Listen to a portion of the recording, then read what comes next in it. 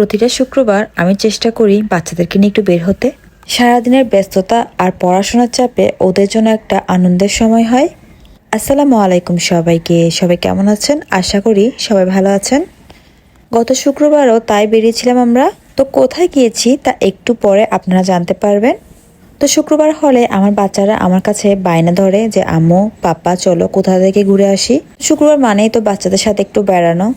তো সময় তো সপ্তাহে একটা দিনই পাই। তো সপ্তাহে অন্যান্য দিনগুলো অনেক ব্যস্ততাই কাটে। তো শুক্রবার চেষ্টা করি তাদেরকে নিয়ে একটু বাইরে যেতে, তাদেরকে একটু সময় দিতে। আপনারা প্রথমে দেখে নিশ্চয়ই বুঝছেন আমরা কোথায় গিয়েছি। আমরা গিয়েছি কোরিয়ান ইপিজেডে। তো কোরিয়ান ইপিজেডে সবাই আসলে ঢুকতে পারে না, কারণ তো কোরিয়ান ইপিজেডে প্রবেশের জন্য প্রথমেই লাগে পরিচয়পত্র, আর হচ্ছে কেপিজেডে কর্মরত পরিচিত কেউ থাকলে তাহলেই ঢোকা যাবে। আলহামদুলিল্লাহ আমরা ঢুকতে পেরেছি। আর এই চারপাশটা যে এত সুন্দর যে দেখেই চোখটা জুড়িয়ে যাবে। সত্যি কথা বলতে জায়গাটা অনেক সুন্দর আর শান্ত মনে হয়েছে। বিশাল এলাকা, চারপাশটা একদম পরিপাটি, আর পরিবেশটা মনে হয়েছে একদম শান্ত। আসলে শুক্রবার তো ফ্যাক্টরিগুলো বন্ধ থাকে, তাই কাজের ভিড় আর ব্যস্ততা তেমন একটা ছিল না। অনেকদিন ধরে ভাবছি এই জায়গাটাতে আসবো, অনেকজন থেকেই শুনেছি এই জায়গাটা নাকি অনেক সুন্দর। আর সত্যি কথা বলতে যারা বলেছেন তারা একদমই মিথ্যা বলেনি। জায়গাটা আসলেই অনেক সুন্দর। মাশাল্লাহ, আমার ছেলেটাও বাহিরের প্রকৃতি দেখে দেখে যাচ্ছে। নিশ্চয়ই আমার ছেলেটারও আমার মতো জায়গাটা অনেক পছন্দ হয়েছে। আর ভেতরে ঢুকেই মনে হলো অন্যরকম একটা পরিবেশ, একদম শান্ত, পরিপাটি আর একেবারে পরিষ্কার।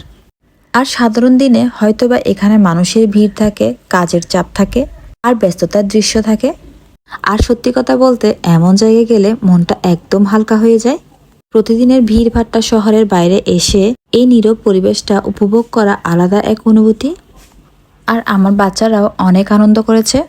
আর এই ফাঁকা জায়গাগুলোতে দৌড়াদৌড়ি করেছে, খেলাধুলা করেছে, আর ওদের চোখে মুখে ছিল অন্যরকম এক আনন্দ। তো সপ্তাহে শুক্রবারটা আসলে আমার মেয়েটা বায়না ধরে ওর পাপাকে যে পাপা আছে কোথাও না কোথাও ঘুরে নিয়ে যাও। অন্যান্য সময় তোর পাপাকে পাই না, শুক্রবার আসলে ওর পাপাকে বলে পাপা কোথাও না কোথাও আজকে ঘুরতে নিয়ে যেতেই হবে। আর বাচ্চাদেরকে এমন হাসি খুশি দেখার আনন্দ এর চেয়ে তার কিছুই নেই। আর আমার মেয়েটা যেমন আমার ছেলেটাও তেমন, কোথাও থেকে কোনো ফুল পেলে সেটা খুঁজে এনে আমাকে দিবে। আর দেখেন হাতে বাড়িটা লাগিয়ে কি এক অবস্থা, তারপরও সে তার মাকে ফুলটা দিবেই। আর আমার মেয়েটাও ঠিক এমনই, কোথাও ফুল পেলেই আমাকে এনে দিবে। এরপর সামনে এগোতে এগোতে আমরা একটা লেকের সামনে দাঁড়িয়েছি। আর এই চারপাশটা এত সুন্দর, ক্যামেরাতে হয়তো বা এত সুন্দর করে আসেনি, তবে বাস্তবে অনেক সুন্দর। আর আমরা যেতে যেতে অনেকগুলোই লেক দেখেছি। আর রাস্তার দুই পাশে যতদূর চোখ যায় সবুজ গাছের ছায়া। আর দেখেন কি পরিমাণ উঁচু নিচু রাস্তা, দেখেই তো অনেক ভালো লেগেছে। আর আমি যতটুকু শুনেছি এখানে নাকি প্রায় 33টির মতন লেক রয়েছে। আমি এতগুলো দেখিনি, তবে অনেকগুলোই লেক দেখেছি। আর অনেক প্রজাতির নাকি পাখিও রয়েছে। আর এখানে বন্য হাতিও রয়েছে। আর এই উঁচু নিচু রাস্তা দেখে মনটা সত্যি অনেক মুগ্ধ হয়ে গেল। আর আমি গাড়ি থেকে নেমে প্রতিটা জায়গাতে একটু একটু করে ভিডিও করে নিলাম। এত বড় জায়গা যে ঘুরে বেড়াতে বেড়াতে শেষ করা যাবে না। দেখেছি ছোট্ট ছোট্ট পাহাড় আর অনেকগুলো লেক। প্রথমে ভেবেছিলাম যে বৃষ্টি আসবে, তবে ভাগ্যক্রমে বৃষ্টিটা আর আসেনি। আর আমি এই খোলা মাঠের মধ্যে বসেছিলাম কিছুক্ষণ, আর প্রকৃতির এত সুন্দর দৃশ্য উপভোগ করছি। আল্লাহ তাআলার সৃষ্টি যে এত সুন্দর যেটা বলে বর্ণনা করা যাবে না। আমরা এখানে অনেক জায়গাতে গিয়েছি, আসলে এক একটা জায়গার এক এক নাম আছে কিনা আমি জানি না, তবে অনেক জায়গার মধ্যেই ঘুরেছি। আর এখানে গাড়ি কিংবা বাইক করে না আসলে জায়গাটা ঘুরে দেখা সম্ভব হয় না। আর আমার মেয়েটা এই খোলা মাঠটার মধ্যে অনেক খেলেছে, অনেক দৌড়াদৌড়ি করেছে। আর শেষমেশ সন্ধ্যা হয়ে গিয়েছে আর আমাদের যাওয়ার সময়ও হয়ে গেল।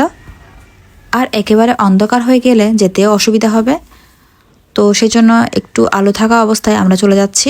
তো আজ এই পর্যন্ত, সবাই ভালো থাকবেন, সুস্থ থাকবেন, আল্লাহ হাফেজ।